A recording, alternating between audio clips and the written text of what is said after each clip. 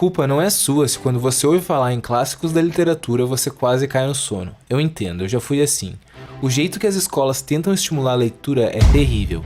A obrigação rouba o prazer de qualquer coisa. O próprio nome da lista de livros que a gente tem que ler para o vestibular já entrega: leituras obrigatórias. Mas por pior que sejam os métodos de incentivo à leitura, não é à toa que alguns livros conhecidos como clássicos da literatura são considerados os mais importantes da história da humanidade. Quando você entende o porquê, você se apaixona, não tem mais volta. E aí vem aquele pensamento: tantos livros incríveis, tão pouco tempo. E eu sei que hoje em dia a maioria das pessoas não lê, e as que leem procuram livros práticos, de desenvolvimento pessoal, de não ficção. Mas uma coisa é certa, temos muito a aprender com os clássicos da literatura, sobre a vida, sobre a psicologia humana, sobre a arte de escrever e até sobre o próprio desenvolvimento pessoal.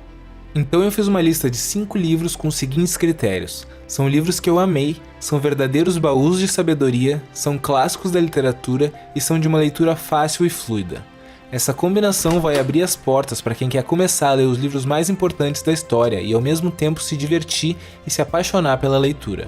Ou até para quem já tem o hábito de ler, mas ainda não leu algum desses livros. E nessa lista eu não vou incluir nenhum livro brasileiro, porque eu vou deixar isso para um vídeo separado. Então, vamos à lista. 1984, de George Orwell. Esse é provavelmente o livro mais citado como o melhor livro que eu já li na vida, e ele merece essa fama. Se já são poucas as obras que conseguem manter a sua relevância com o passar do tempo, são quase inexistentes as obras que com o passar do tempo ficam cada vez mais relevantes, que é especialmente o caso de 1984. É assustador ler nos dias de hoje um livro que foi escrito em 1948 sobre um futuro distópico e que acertou quase cada detalhe do que estamos vivendo.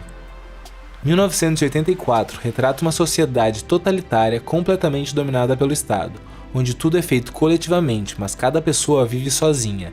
Todo mundo tem literalmente todas as suas ações observadas o tempo inteiro pelo grande irmão. Daí vem o termo e o conceito do Big Brother. Nas palavras do autor, 1984 foi baseado principalmente no comunismo, porque essa é a forma dominante de totalitarismo. Curioso é que apesar das duras críticas à esquerda, eles consideravam socialista, mas via qualquer tipo de totalitarismo como uma ameaça. O Apanhador no Campo de Centeio, de J.D. Salinger. O Apanhador no Campo de Centeio ficou famoso por tantas coisas que eu não sei por onde começar. O assassino de John Lennon carregava uma cópia do livro quando matou o cantor. O homem que tentou matar o ex-presidente dos Estados Unidos, Ronald Reagan, também carregava uma cópia. E Lee Harvey, o assassino de outro ex-presidente norte-americano, John F. Kennedy, também tinha um livro no seu apartamento e aparentemente era o seu livro preferido. Tendo dito isso, o livro não tem exatamente nada a ver com assassinatos ou violência. E mesmo que teorias não faltem, a verdade é que a conexão entre Apanhador no Campo de Centeio e os criminosos permanece um enigma até os dias de hoje. Originalmente, o livro foi escrito para adultos, mas ficou famoso especialmente entre adolescentes, talvez pelo protagonista ser Holden Caulfield, um garoto americano de 16 anos. No livro ele conta um fim de semana da sua vida em Nova York, voltando para casa depois de ter recebido notas baixas em quase todas as matérias e ter sido expulso do aclamado internato para rapazes onde estudava. Nesse caminho ele decide fazer alguns passeios, adiando o confronto com a sua família. Holden reflete sobre a sua curta vida, repassa sua peculiar visão de mundo e tenta definir alguma diretriz para o futuro. Antes de enfrentar os pais, procura algumas pessoas importantes e tenta explicar a confusão que passa pela sua cabeça.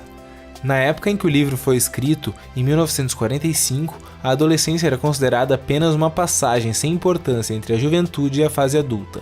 Esse livro foi o criador da cultura jovem, mostrando o valor da adolescência e a forma como os adolescentes pensam. Memórias do Subsolo, de Dostoiévski. Não podemos falar em clássicos sem falar em Dostoiévski, e Memórias do Subsolo ou Notas do Subterrâneo, dependendo da tradução, é provavelmente o seu livro mais acessível, com cerca de 150 páginas, ficando bem longe das mais de 1000 páginas de Irmãos Karamazov e de outros clássicos do autor.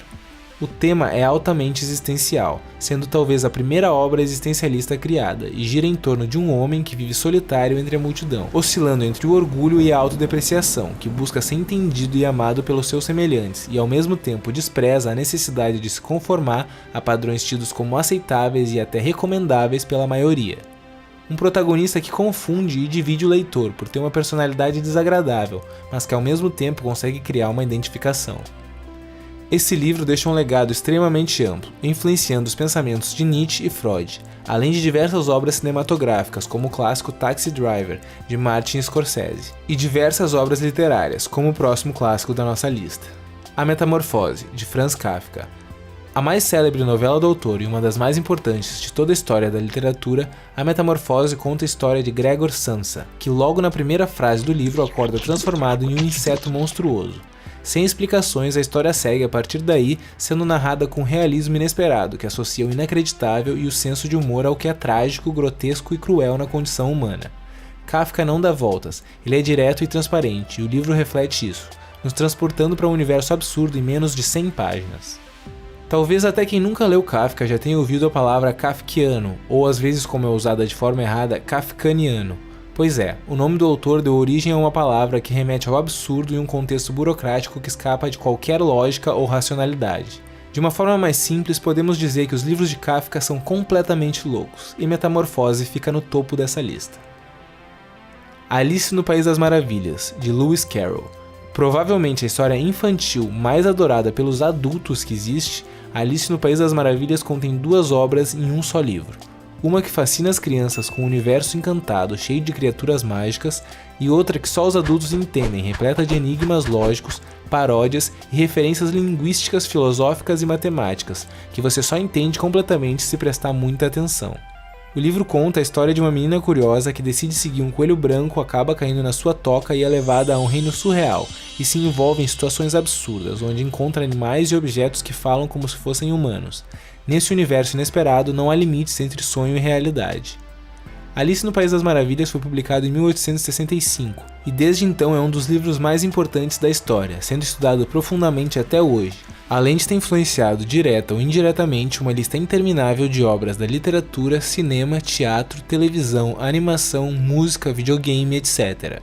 Um exemplo bem claro é a constante referência ao livro no filme Matrix. E é isso aí. Os links dos livros estão na descrição, e se você acha que faltou algum livro nessa lista, deixa nos comentários. E também digam qual desses livros vocês querem que eu faça um vídeo específico sobre. E o link do meu Apoia-se também está na descrição. A partir de só R$3 você já vai estar retribuindo e me ajudando muito na produção de cada vez mais conteúdo. Muito obrigado por assistir. E se você gostou desse vídeo, deixa o like, se inscreve no canal e já ativa o sininho para receber notificação a cada vídeo novo. Ainda vem muito pela frente.